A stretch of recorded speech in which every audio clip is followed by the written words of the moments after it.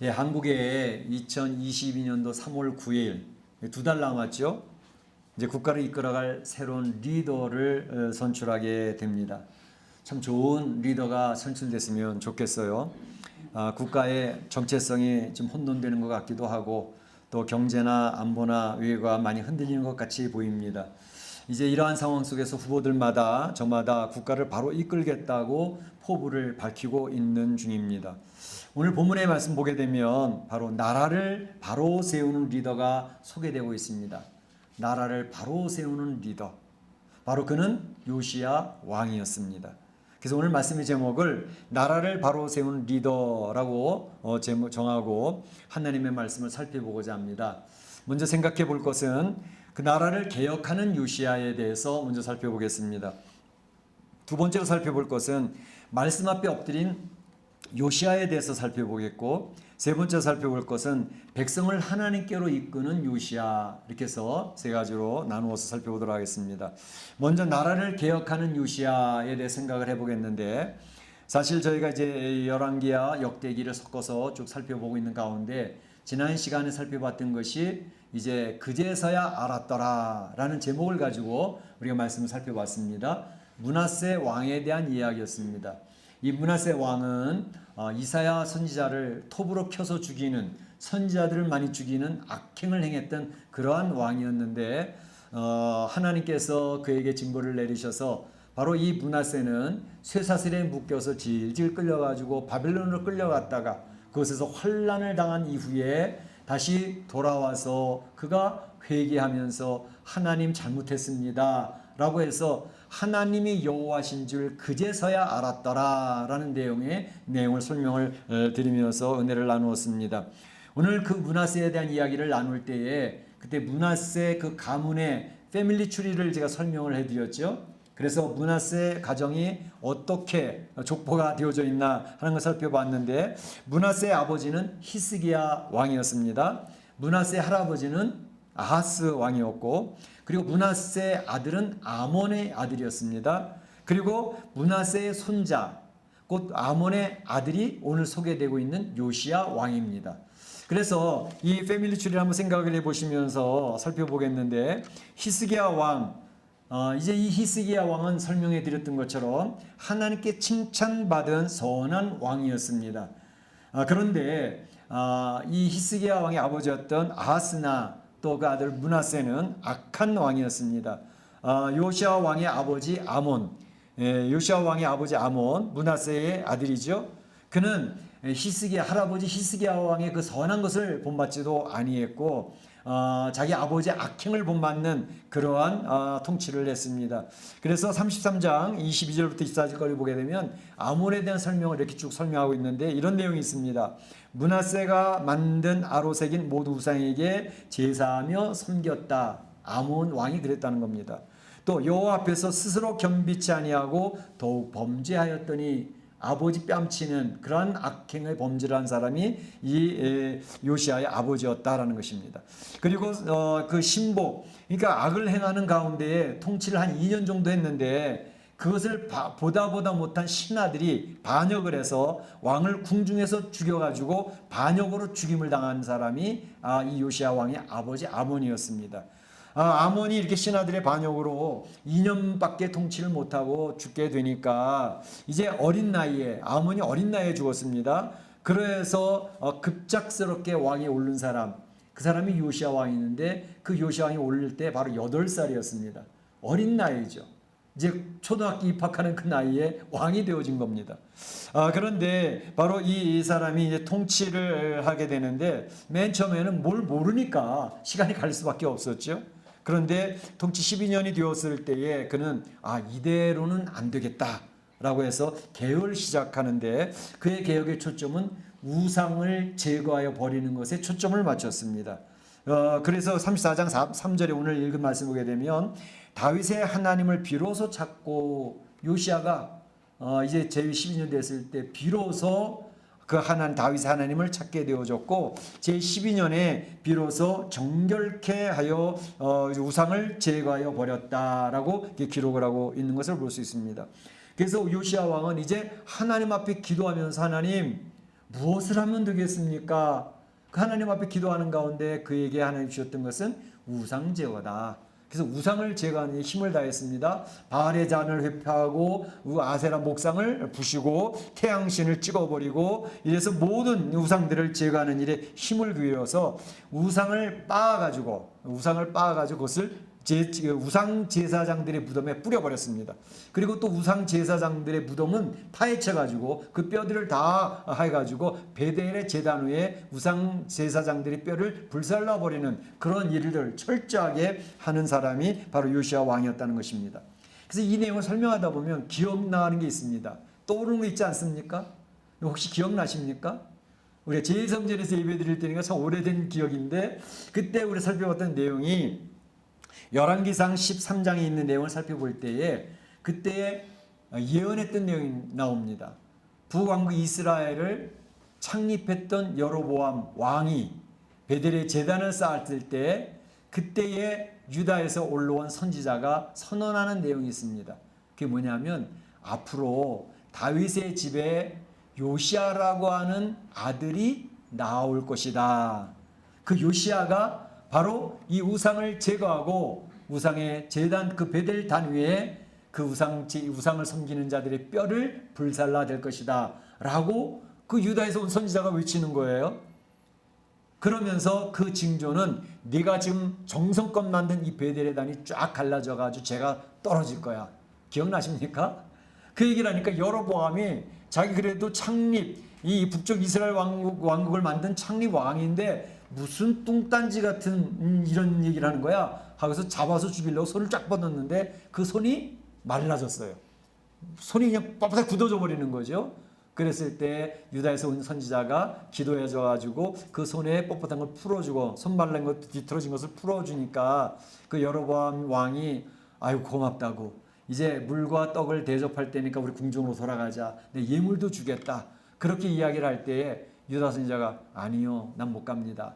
하나님께서 저를 보내시면서 하신 말씀이 그곳에 가거들랑 떡과 물을 먹으면 안 돼. 단호하게 거절하고 돌아와야 돼 라고 이야기를 했다면서 그 여로보암의 요청 예물을 주고 많은 것을 주겠다고 해야 하는데도 거부하고 나왔죠. 그거 잘 이겼는데 그 다음에 불행한 일이 있었죠. 기억나시나요? 이제 조금씩 그때 맞아 그런 거 있었지 기억나실 것 같아. 그때에 이 베델에 있었던 또 선지자가 있는데 베델의 늙은 선지자라고 나와 설명되어 있어요. 그 선지자가 이런 일이 있었다고 그러더라. 여로보암 왕의 손 마른 것을 풀어준 희한한 능력을 행했던 유다에서 온 선지자가 있다고 그러더라. 그 소문을 듣고 그곳에 사람 보냅니다. 그러면서 이제 우리 집으로 오라고. 우리 집에서 떡과 물을 대접하겠다고. 그랬더니 똑같이 얘기하죠. 떡과 물은 하나님이 가서 거기서 뭐 아무것도 먹지 말고 그냥 오라고 얘기하셨어요. 그래서 저는 못 갑니다. 그랬더니 아니 괜찮다고. 나도 선지자고 제사장이라고. 이 얘기를 하니까 바로 나랑 같은 선지자 역할을 한다고. 그래서 찾아갔는데 그 말에 이 완전 무장해제가 되어져 버린 거예요. 이런 얘기 저런 얘기 하다가 이제 그곳에서 대접하는 떡과 물을 먹게 되었어요. 그걸 먹고 난 다음에 얘기하지요. 하나님이 명령하신 것을 너는 어겼도다. 오메. 그래서 이러한 일을 당한 후에 그가 어떻게 됐어요? 길을 가다가 사자에 물려서 죽었습니다. 그러니까 이 베델의 늙은 선지자는 참 희한하지요. 자기가 이 선지자를 무너뜨려 놓고 또 안 됐다고 데려다가 또 시신을 수습을 하고 그런 얘기를 하는 거예요. 그러면서 자기 아들에게 부탁하기를 이 유다 선자의 뼈 곁에 내가 죽으면 내 뼈도 그 바로 곁에 붙여서 좀 묻어달라고 부탁을 합니다. 근데 그 일이 300년 전에 있었던 얘기거든요. 300년 후에 과연 요시야가 그 땅에 온 거예요. 왕으로 온 거예요. 그리고 그 내용대로 이제 그 요시야가 이 우상 숭배자들의 그 제단을 허물고 그리고 그 우상 숭배자들의 무덤을 파서 뼈를 다 추려가지고 그 베델 제단에 불을 태워서 버리는 거예요. 그러던 과중에 이 요시야 왕이 야 저 비석은 뭐냐 라고 물어보니까 여차여차해서 유대에서 온 선지자의 묘입니다. 그랬더니 그래 그럼 그대로 두어라. 그렇게 하는 게 이제 열왕기에 또 나오거든요. 그러니까 이 베델 늙은 선지자는 자기 뼈는 태워지지 않기를 원해서 유대에서 온 선지자 곁에 뼈를 묻어달라고 부탁하는, 미리 내다보는 눈도 있는 거죠. 그런 에피소드가 바로 나오고 있는 것이죠. 그러니까 300년 전에 하나님이 이야기하신 내용, 이름까지도 정확히 나오잖아요. 요시아라고 하는 자가 아들이 다윗의 집에서 나오리니 그가 이러이러한 일을 할 것이다. 정확하게 이루어졌습니다. 여러분, 우리가 성경을 읽으면서 기억할 것은 성경에서 하나님이 말씀하신 것은 반드시 성취된다. 할렐루야. 예수님이 오셔서 십자가에 돌아가시고 부활하실 그 귀한 내용들이 구약에 계속 선언되어져 있고요. 예수님이 다시 재림하셔서 이 세상의 끝을 정리하실 것이라는 내용도 성경에 있는 내용대로 이미 초림의 역사는 성취가 되었고 재림의 역사는 이제 성취가 될 내용이라는 것입니다. 성경을 읽을 때 성경 말씀은 반드시 성취된다라는 확신을 가지고 성경을 읽으시기를 부탁을 드립니다. 자, 이렇게 해서 하나님의 역사가 이루어지는데 바로 요시야 왕은 아버지 아몬, 참으로 악한 일을 행한 아버지 왕을 본받지 않았습니다. 그는 그 저주가 흐르는 가게 이런 거 없어요. 하나님 앞에 가서 기도하고 살펴보며 엎드렸더니 하나님의 뜻을 알게 되어졌고 그 하나님 뜻대로 마음의 결단을 하잖아요. 결단을 하고 이제 담대하게 그 결단을 수행하는 그런 모습을 볼 수가 있습니다. 우리 사는 성도들이 새해를 시작하면서 기억할 것은 나에게 또는 나의 가정에 제거할 것이 있지 않을까? 혹시 내가 모르는 우상을 섬기는 것. 우상이라는 게 뭐예요? 하나님보다 더 중요하게 여기는 게 우상입니다. 다. 어떤 때는 돈이 될 수도 있고요. 심지어 어떤 때는 내 자녀가 하나님보다 앞서 있으면 우상이 될 수가 있어요. 그러니까 하나님 앞에서 내가 하나님보다 앞서 있는 것들이 무엇이나 한번 찾아보시고 그것들을 정리해야 되겠다라는 가운데서 하나님 앞에 나가시는 여러분들 되시기를 축원합니다. 또 한 가지는 참 이렇게 국가의 중요한 리더를 뽑는 이 가운데에 참 이 우리나라 조국이 국가의 정체성을 다시 한번 잘 바르게 세우고 그래서 이 요시아처럼 참 하나님 앞에 바로 서서 참 국민들을 편안하게 하고 행복하게 하는 그러한 작업들을 했으면 좋겠다라는 그런 기대감이 있습니다. 그걸 놓고 기도하고 있습니다. 참 조국에 하나님의 긍휼하심이 있기를 다 같이 기도해 주시기를 부탁합니다.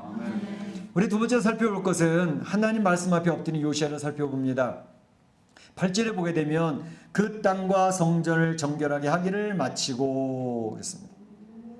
땅, 이 예루살렘과 북쪽에까지 그 성전을 정결하게 한 일을 마쳤다 그랬습니다. 6년 동안 우상 제거하는 일, 그 정결케 하는 작업을 열심히 했는데 제위 18년이 됐을 때에 그가 이제 또 하나의 내용을 바꿉니다. 그것은 성전을 수리해야 되겠다. 성전이 이렇게 퇴락했는데 이걸 그대로 놔둬서는 안 되겠다. 그래서 성전을 다시 수리하기 시작을 하는 거예요. 수리하기 시작을 하는데 바로 여호와 하나님의 전을 수리하려 하여 8절에 나왔습니다. 그래서 서기관 사반을 건축 재건 위원장으로 세우고 그리고 제사장 힐기야가 그 모든 일에 있어서 실세로 이 일을 감당하고 있는데 그래서 들어오는 헌금과 모든 비용을 감독하는 사람을 신뢰하면서 맡깁니다. 일을 맡기는데 신뢰 맡기니까 자기가 최선을 다해서 성실하게 하는 거죠. 그래서 12절에 보게 되면 그 일하는 사람들이 성실하게 그 일을 했다라고 이렇게 얘기를 하고 있습니다. 이렇게 하나님의 뜻을 구하면서 우상 제거를 하고 성전 수리하는 일들을 그렇게 열심히 하고 있는 가운데 하나님 앞에 마음을 드리면은요, 하나님 앞에 마음을 쓰고 있으면 하나님이 놀라운 축복을 주십니다. 남이 경험하지 못했던 자기만이 경험하는 놀라운 은혜들이 있어요. 우리는 그런 간증거리들을 가지고 있는 사람들이 성도들입니다. 바로 이 하나님의 우상을 정결케 하고 하나님의 성전을 다시 회복하는 이 일에 온 힘을 기울이는 것을 보시던 하나님이 놀라운 축복 뭘까요? 우상 숭배하면서 사실은 율법책을 잃어버린 상태에 있었습니다. 오랫동안 하나님 말씀을 가까이 하지 않으니까 그 책이 어디서 굴러다니는지 알지도 못했던 거예요. 찾을 수가 없었던 거예요. 우리 성도들도 성경 말씀에 가까이 하지 않으면 성경책이 어디 있는지 찾기가 힘들 때가 있어요. 또 이제 교회 오기는 오는데 집에서 성경 안 읽으면 후딱 신자가 된다 그러잖아요. 후딱 신자가 뭐예요? 예, 교회 왔다가 집에 가면 성경책 탁 선반 위에다 올려놨다가 오늘 또 주일이네 교회 가야지 그 선반 가지고 가려고 하니까 먼지가 수북 쌓여 있어. 그러니까 그 먼지를 뭐 분다고 후 불어서 탁 쳐가지고 그걸 닦는다 그래서 후딱 신자라 그래요. 그러니까 성경을 교회 올 때만 가지고 왔다 갔다 하니까 후딱 신자가 된단 말이죠. 그러면 하나님 말씀하고 가까이서 될 수가 없잖아요. 바로 이 당시에 많은 유대인들이 하나님 말씀을 멀리하니까 율법칙이 어디 있는지도 모르고 어디 굴러다니는지도 몰랐던 거죠. 그런데 그러한 가운데 하나님 말씀을 기울이고 하나님 뜻을 찾는 가운데 잃어버렸던 율법책을 발견하게 된 것입니다. 할렐루야.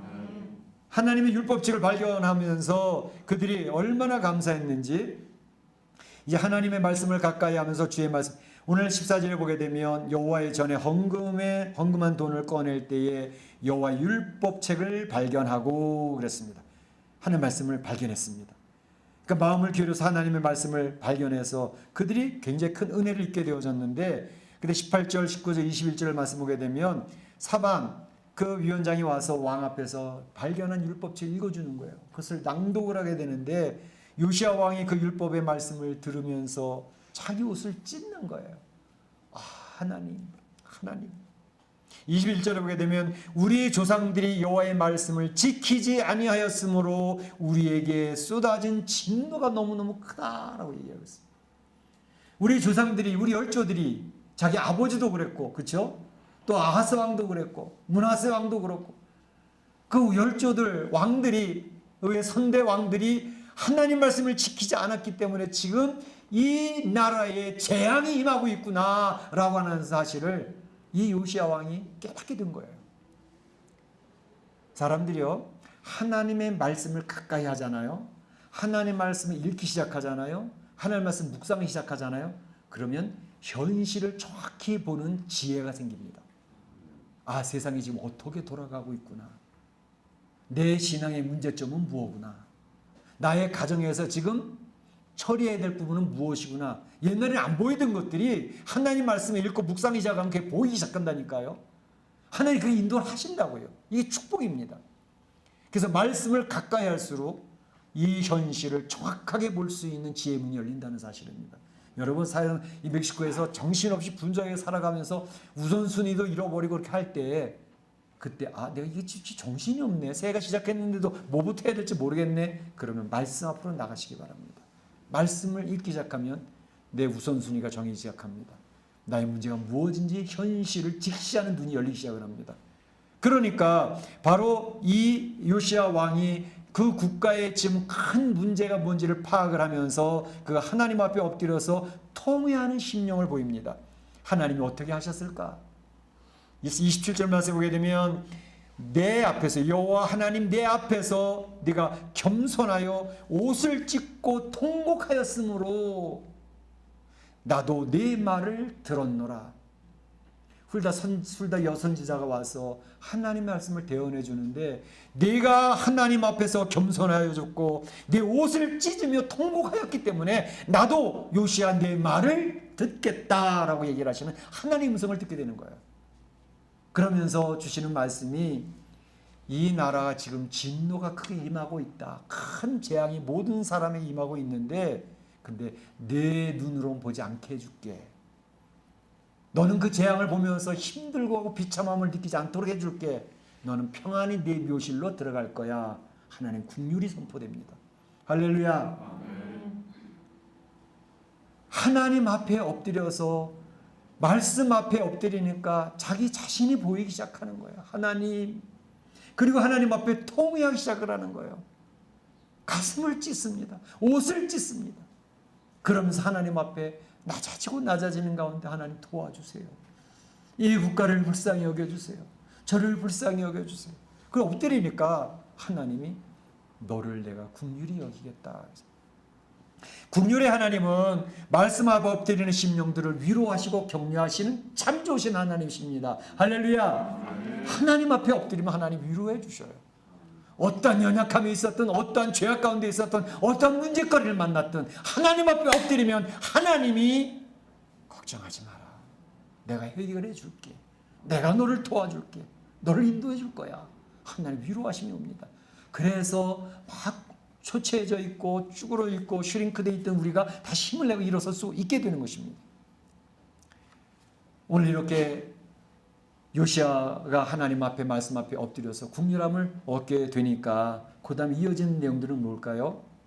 그 백성들을 하나님께로 이끄는 요시아의 모습을 볼 수가 있습니다. 하나님 앞에 국률하심을 얻고 자기 자신이 바로 서는 리더가 되니까 공동체를 바로 이끌어가는 리더로 세워지더라는 것입니다. 가정의 리더가 되어지는 것입니다. 흔들리는 가정들 많잖아요. 하나님 앞에 국률하심을 얻고 자기를 바로 파악을 하니까 가정을 이끌어가는 리더로 하나님 세워주시는 거예요. 국가를 바로 세우는 리더로 세워질 수가 있는 것입니다.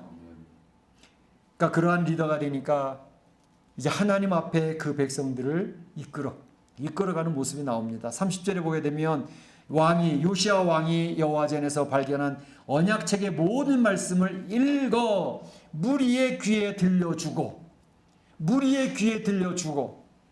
그 왕이요 하나님의 말씀 언약의 말씀을 그 백성들이 들을 수 있도록 읽어주었다는 거예요. 백성들이여 들으라. 하나님의 선포하신 말씀을 기억하라. 말씀을 읽어주는 거예요. 말씀 앞으로 이끌어가는 리더 요시아. 말씀 앞으로 그 백성을 이끌어가는 리더 요시아. 말씀 앞에 서게 되면 달라지는 것들이 있습니다. 그게 뭘까요? 말씀 앞에 서면 사람이 사람다워집니다. 말씀 앞에 서면 가정이 가정다워집니다. 말씀 앞에 서면 국가가 국가다워집니다. 자부심을 가질 수 있는 국가로 세워지게 되는 것이죠. 자기 국가가 창피하면 어떡하겠습니까? 자기 대통령이 창피하면 어떡하겠습니까? 우리 대통령 생각하면 너무 자부심이 있어. 너무 멋진 대통령이야. 우리 아버지 생각하면 너무 멋진 아버지. 우리 엄마 너무 멋진 어머니야. 하나님 앞에 나는 부족하고 연약해도 주님 앞에 섰을 때 하나님이 국리력해 주시는 자신을 볼 때 자존감이 회복되어지는 거죠.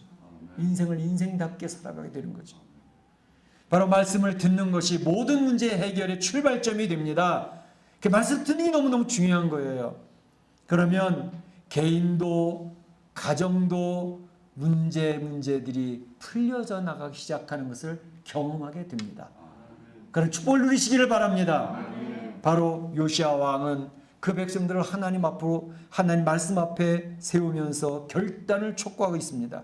언약을 세웁니다. 백성들아, 우리 하나님 앞에서 언약 세우자. 31절에 보게 되면 여호와 앞에서 언약을 세우되 여호와를 순종하고 율례를 지켜 책에 기록된 언약의 말씀을 이루리라 그랬습니다. 32절에 보게 되면 예루살렘과 베냐민에 있는 자들이 다 여기에 참여하게 하매 예루살렘 주민이 하나님의 언약을 따르니라. 예루살렘의 모든 사람들이 여기 언약에 참여하게 되면서 하나님의 언약을 따랐다 이렇게 얘기를 하고 있습니다. 결과가 어떻게 됐을까요? 33절에 보면 요시아가 이스라엘의 모든 사람으로 그들의 하나님 여호와를 섬기게 하였으므로 요시아가 사는 날 동안에는 백성이 여호와께 복종하고 떠나지 아니하였더라. 그 백성들이 하나님 말씀을 복종하고 하나님을 떠나지 아니하였다는 것입니다. 언제? 요시아가 사는 날 동안, 나를 바로 세우는 리더가 있는 동안은 그 백성들이 망령되이 행하지 않았다는 것입니다. 참된 리더십입니다. 백성이 하나님을 섬기게 하고 복종하게 하고 떠나지 않도록 하는 거 얼마나 중요합니까? 공동체를 바로 세우는 리더십, 오늘 나라를 바로 세우는 리더십을 생각해 봤지만 우리한테 바로 적용할 필요가 있습니다. 나는 내 가정의 공동체를 바로 세우는 리더십을 가지고 있는가? 요시아처럼 돼야 되겠다. 개혁하고 말씀 앞에 서고 그 가족 식구들을 말씀 앞으로 이끌어 가야지. 내가 속해 있는 공동체, 우리 목장, 그 목장을 개혁을 하고 그 목장을 하나님 말씀에 서도록 하고 그리고 하나님이 축복을 받도록 해야지. 내가 속해 있는 공동체들이 다 있습니다. 최소의 단위로는 가정이고요. 또 여러 가지 우리 이민사회 모임들이 있습니다. 이런 공동체들이 있습니다. 그 공동체를 어떻게 바로 세우는 리더십을 발휘할 것인가 한번 고민해 볼 필요가 있습니다. 우리는 그 고민을 요시아에게서 배우게 되는 것입니다. 오늘 말씀을 정리합니다.